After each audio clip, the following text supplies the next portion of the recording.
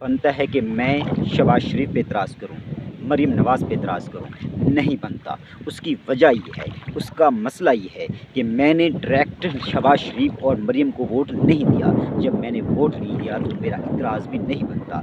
मैंने जिसको वोट दिया, जिस सरदार के कहने पर वोट दिया, तो मेरा हक़ बनता है मैं उसका गिरबान पकड़ूँ। मेरा हक़ नहीं बनता कि मैं फ़ौज पर एतराज़ करूँ। मेरा हक़ नहीं बनता मैं पुलिस पे एतराज़ करूँ। मेरा हक़ नहीं बनता मैं रियासत पाकिस्तान पे एतराज़ करूँ। मेरा हक़ नहीं बनता कि मैं पंजाब हुकूमत पे एतराज़ करूँ। मेरा हक़ बनता है जिसको मैंने वोट दिया, मेरा मुतालबा उससे होना चाहिए, उसका गिरबान मुझे पकड़ना चाहिए, उससे मुझे सवाल करना चाहिए कि मेरे हकूक़, मेरी ज़रूरत, मेरे मुश्किलात के वक़्त तुम कहाँ थे और तुमने मुझे क्या दिलवाया और मेरे क्या हकूक़ हैं।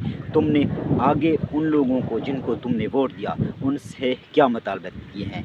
तो मेरा हक़ नहीं बनता एमपीए एमएनए पे एतराज़ करूँ। मेरा जिन पर हक़ बनता है जिन्होंने मुझसे वोट दिया है, मेरा हक़ नहीं, उनका हक़ उनसे बनता है जिनको उन्होंने वोट दिया।